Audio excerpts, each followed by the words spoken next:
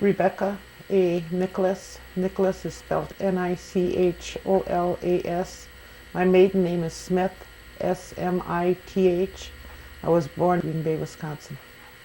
What's your the initial stand for? Audrey. Okay. What's the name of your parents? Melton and Marina Smith. My mother's maiden name was Dockstader. And do you remember the names of your grandparents? My paternal grandparents were Leonard and Olive Smith, and my maternal grandparents were Chauncey and Emma Dockstader. Do you remember your grandparents at all? Just my maternal grandfather, he was 5 years old when he was killed. Did you spend any time with him at all? I don't remember of it. I remember where he used to live, and Where was that at? he lived across from where the Mormon church is now. Over on the old Mormon church is at J. Up in Oneida? Yeah. South? Okay, he Yeah. lived across the road from there? Yeah.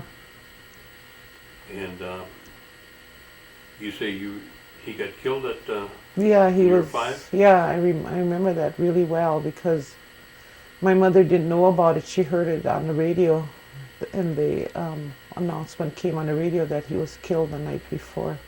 So that's how she was notified. What happened? Do you remember? I don't really remember. I just remember that it was a car accident. car accident. Yeah, Okay. that's how I remember. So you didn't really know your grandfather in that, I mean, you just No. remember that incident? Yeah. Okay. Hmm. Well, let's talk a little bit about your dad then. Tell me about your dad. What type of, was he a big person or, short? Or? He was 6'1", probably about 200 pounds. He had been married before, so I have 3 stepbrothers and 1 stepsister. And then he married my mother, and they had 9 children. What kind of work did your dad do? He was a farmer. He lived on the New Deal land. He had 20 acres. So he milked like at 6 cows at one time, and then they had started talking about having to have milk houses, and we couldn't afford to put up a milk house, so then he eventually got rid of his cows. Did your dad ever talk to you about his education? Not really. I learned more from my mom about him than actually my dad. What kind of education did your dad have? He went to Carlisle, but I'm not sure just how far he went in Carlisle. And the type of training, do you know what type of training he had out there? No, not really. Did he have, can you recall, did he have an Indian name that you referred to? No, not really. When I was born, my dad was 65 years old when I was born. So, and he died when he was 84.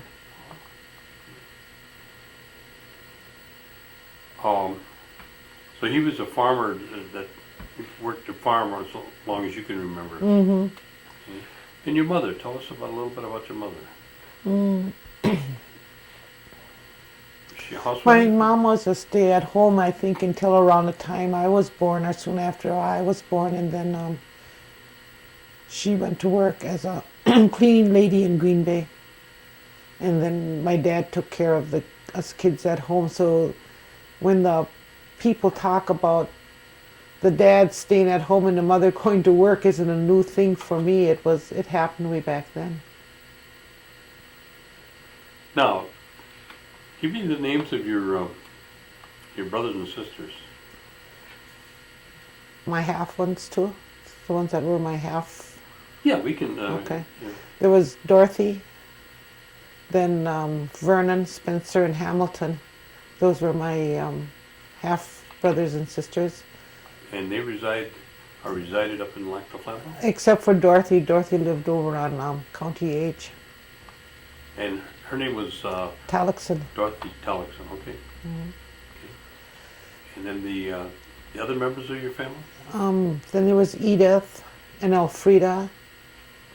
And then there was Mervyn that had died when he was like 18 months old. Then there was Dean. And I had a sister by the name of Priscilla too, but I don't remember where she exactly in line where she was. And then there was Sal, Irwin, Robin, and then me. Pardon me. I'm just afraid that Oh. cable's real fragile, so I'm just afraid it's going to break if you do that. How much time we got left? We got about 4 minutes left on this thing.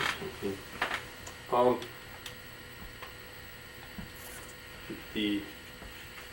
The one that I remember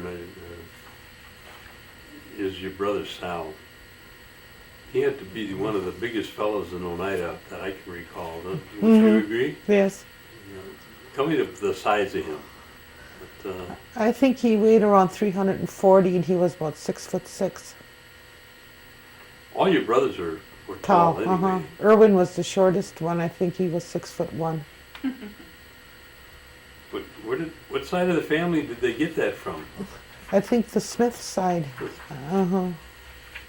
Because, I mean, just Sal had a reputation of just taking up all the room when he came in a room. You know? Yeah. He was a big fella. He had a big heart too.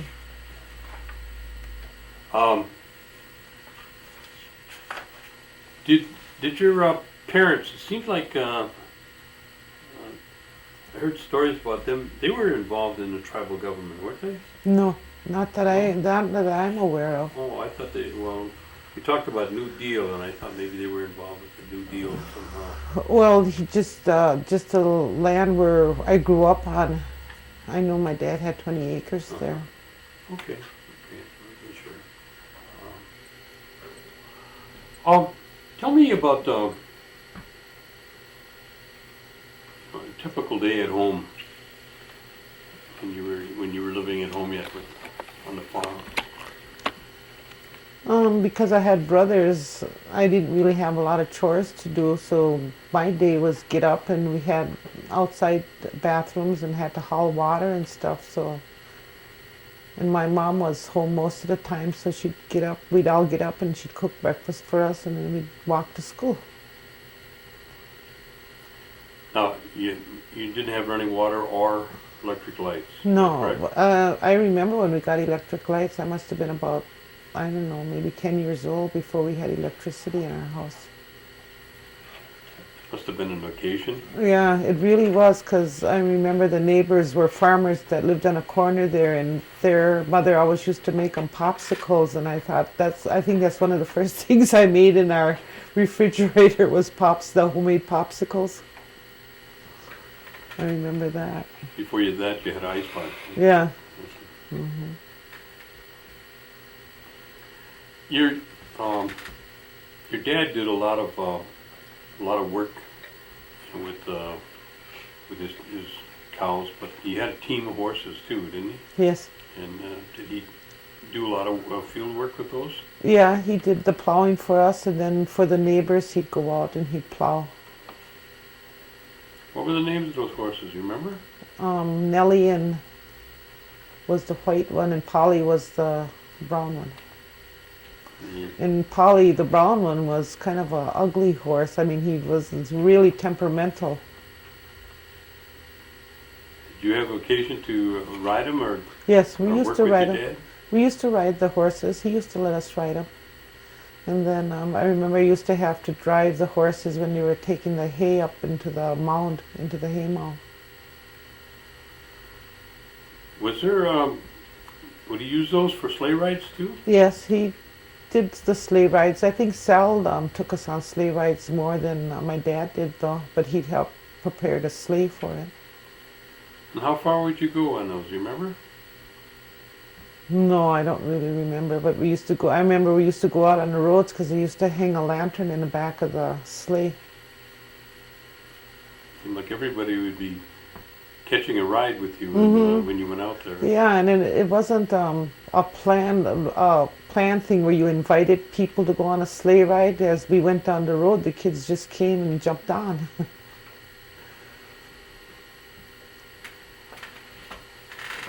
Now, tell me what a typical Sunday would be like at home.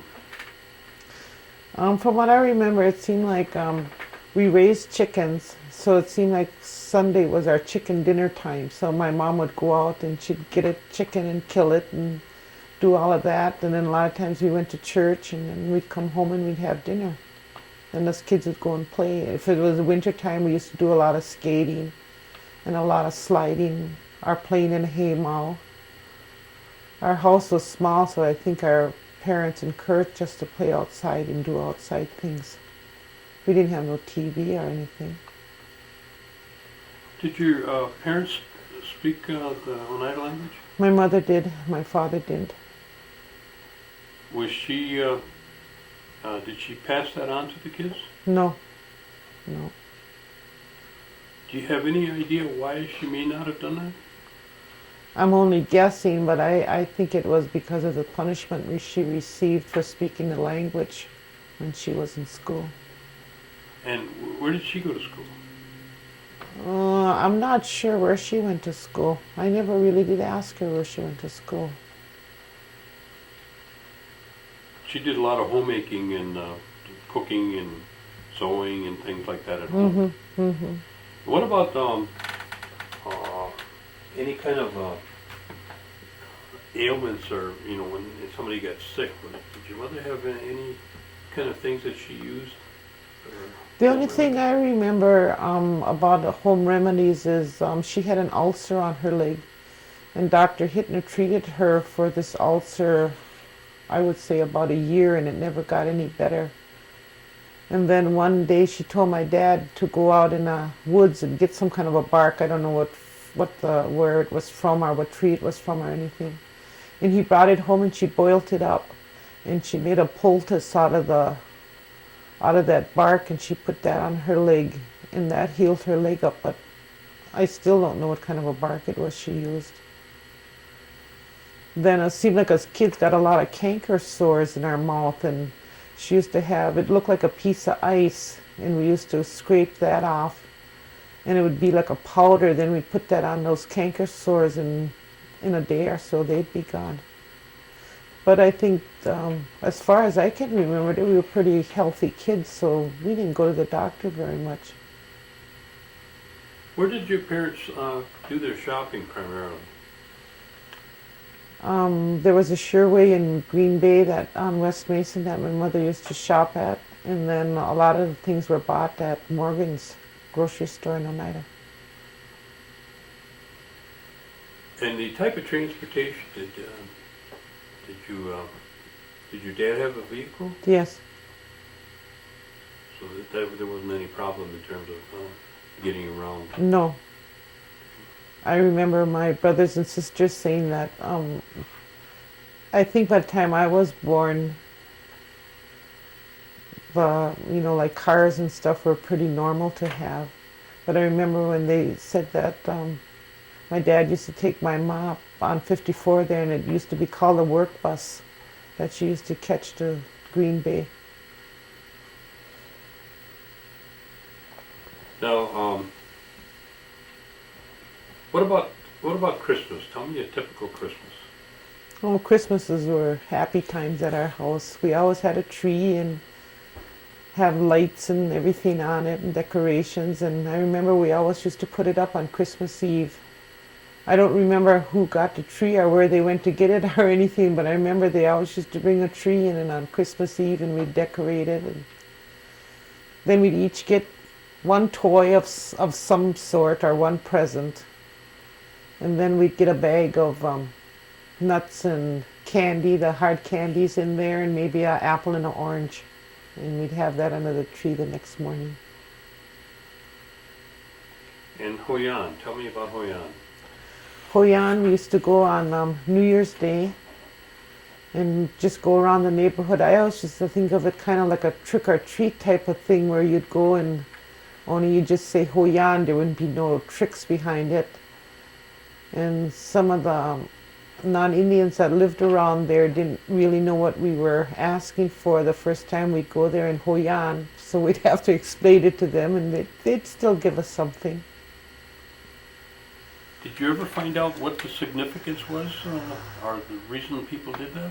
I asked my mother that one time, and she said it was just like to, it was kind of like wishing them Happy New Year, but we were getting something in return. I don't really know what the significance was.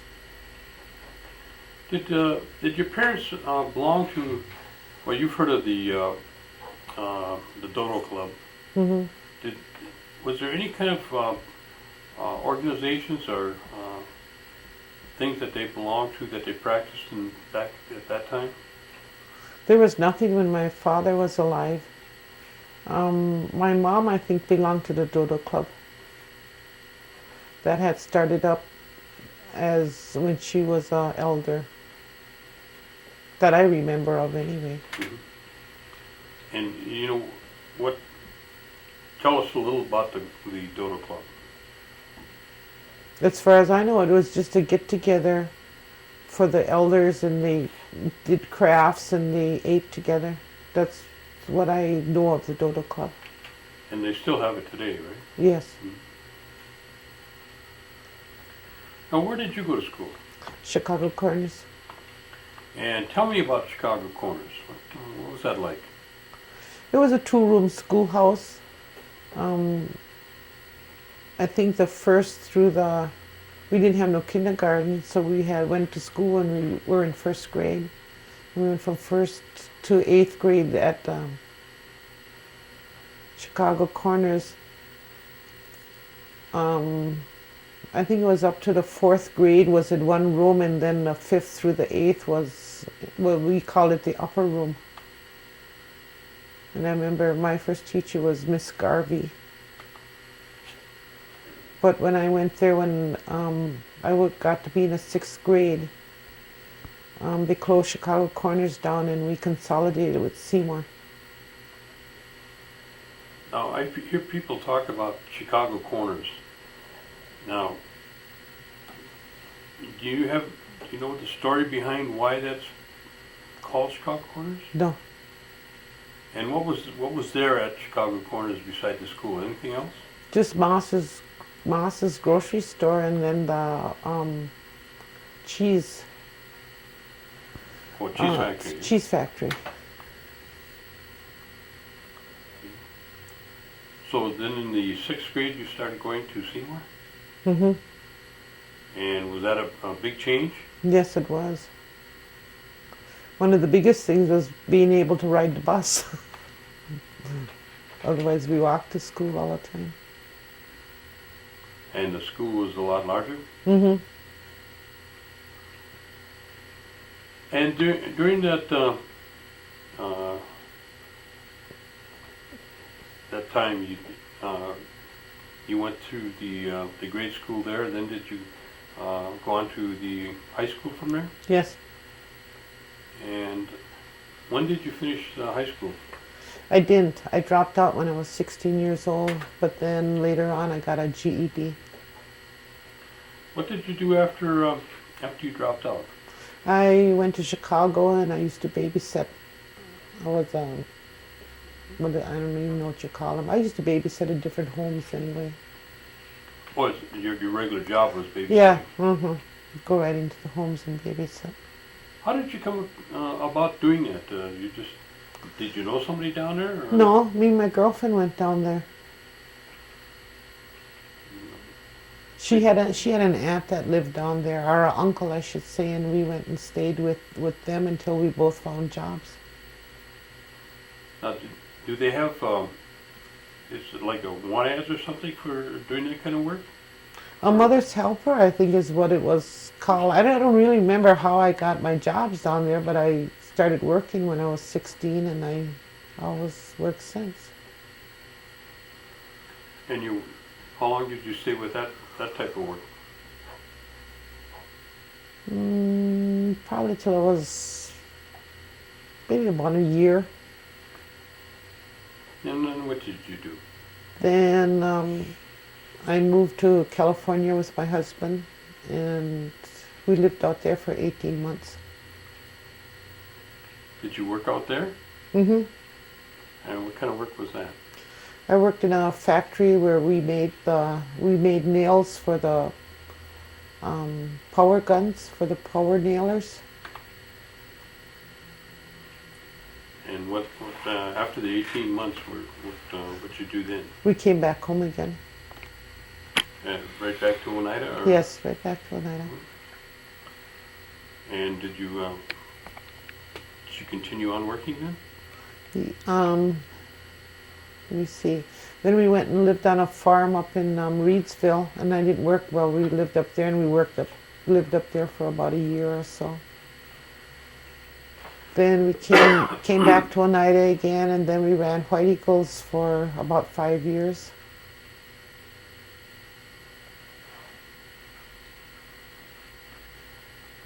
My husband and I were divorced when we were running White Eagles. And after you left White Eagles, you moved somewhere else? Yeah, and then I worked for J.C. Penney in Milwaukee for a while. I just worked there a couple of months. Then I came back to Oneida again, and I saw Eva Danforth, who was the employment coordinator around here, and she got me an interview at Procter & Gamble. And was hired in August of 1973 to start working there. And my mom asked me not to go to work yet because I had Charlotte, my youngest one, was born in April, and she said my baby was too young for me to be going to work and leaving her.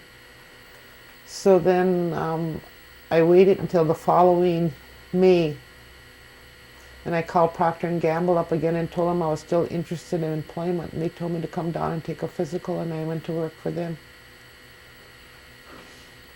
And what was your responsibilities at Procter & Gamble? We made Bounce, the fabric softener, and our pay rate was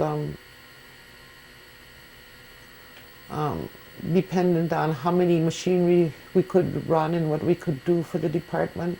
Oh, like piecework? Yeah, well, I don't know if it was really piecework. There was 4 areas that you could get a pay raise in, and I was at the highest rate we could go at that time, and then it changed to a new system. And then I did a lot of traveling for the company. Were you in sales or something? No, like we were going to put a new computerized line in, so I traveled to Canada quite a bit up there because they had the new computerized line up there. Then I was out to California quite a few times for our case packer that we were getting for our computerized line. And how long were you at Procter & Gamble? 22 years. 22 years. Did you retire from there? Yes. Oh, when was that? I just turned 52 in March, and then in that May I retired. I had gone to see a financial planner, and he said I could stay at home and make the same amount of money staying at home that I could work. So then I quit work. And how many years ago was that? 5. You said you had a child prior to going there. Is that the... Charlotte was the youngest one. How many children do you have? 4. 4. And you had those over the course of time at With my first husband. Oh, I see. And tell us the names of your 4 children. John, he's the oldest, then Lori, then Melton, and Charlotte. How many grandchildren do you have? I think I married Eldred Nicholas, and I think together we had like around 22, and I think we each have a great grandchild. Wow, terrific. Terrific. Now, as you were growing up, what church did your parents attend? The Oneida Methodist. And you're still involved with the Methodist Church, is that Yes, correct? yes, I am. It sounded, from the stories you were telling, it sounds like you're probably busier now than you were before you retired. Yeah, yes, I am. That's one thing about retirement. It seems like you wonder when you had time to go to work. Tell me some of the responsibilities you've taken on since you've retired with the church.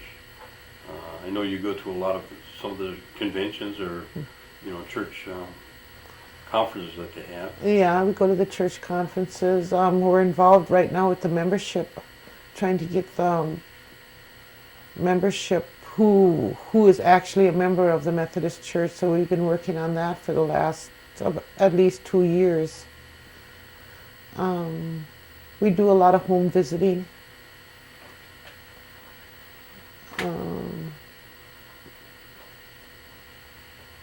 We do the Bible studies. We do 2 Bible studies. We give 2 Bible studies a week, and we attend two different ones. And then I volunteer for at Contract Health. I volunteer 2 days a week over there. What do you do there? Office work? Or, Yeah, I do filing, whatever she needs for me to do. Barb Schofield is the one that runs Contract Health. So sometimes I do filing, sometimes I do the purchasing orders. Whatever she has me do that day. So you just recently moved into the new health center? Mm-hmm. How's that facility? Big. I still get lost in there yet. I don't know where everybody's offices are. Where at the old health center, I knew where to go. They've come a long ways. Yes, they have. Now, what other hobbies or sports are you involved in besides the things that you do at church and the volunteer work that you do? No, I like to play Scrabble. I like to play bingo. We travel quite a bit whenever we get a chance. We travel, even if it's just a one-day travel. And in the winter times, we've been trying to do some of our winters in the warm climates.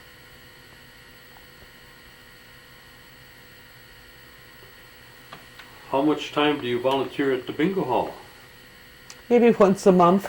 Okay. You're not a regular everyday one. No. There. Oh, I see. Can't afford it. I see. Well, your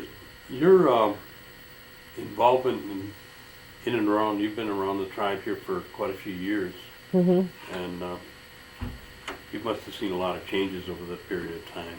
Mm-hmm. Starting from the Chicago corners to right now we have a high school and a great school. What's your observation in terms of the impact that the gaming industry has had on the development or lack of development, whichever you might consider within the tribe?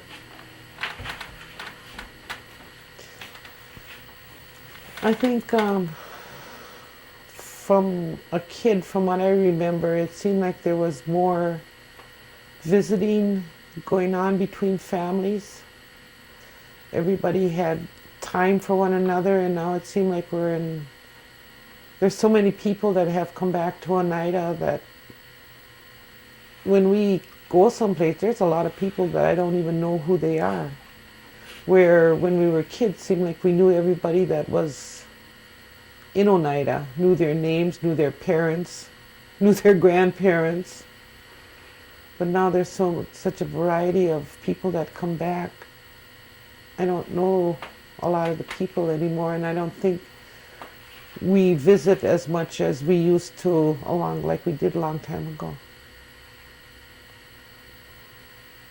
Do you think that's predominantly among the Indian people, or is that from I think the that's culture as a I whole? think the culture as a whole. Now, in your travels, you've been to many different other, reservations, I would assume. Mm-hmm. And how would you see the progress of the Oneida tribe compared to some of the other tribes that you've been in contact with?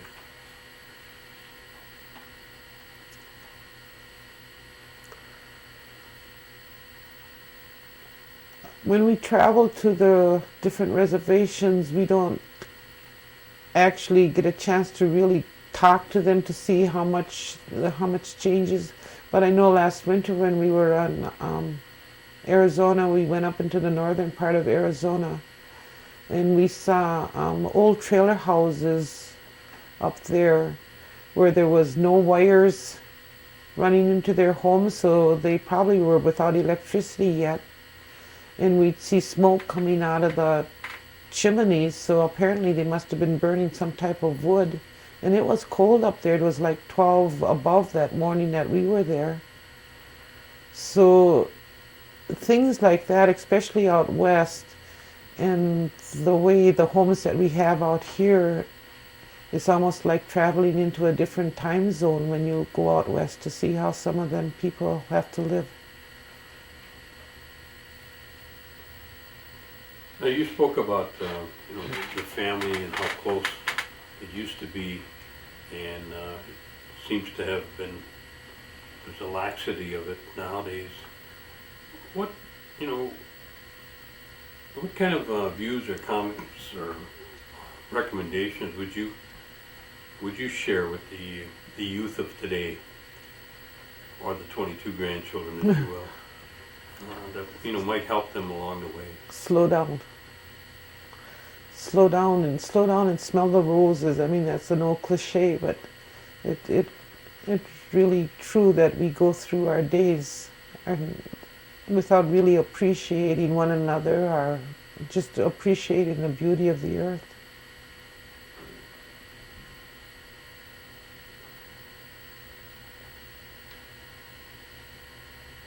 Is there areas that you'd like to comment on that I overlooked?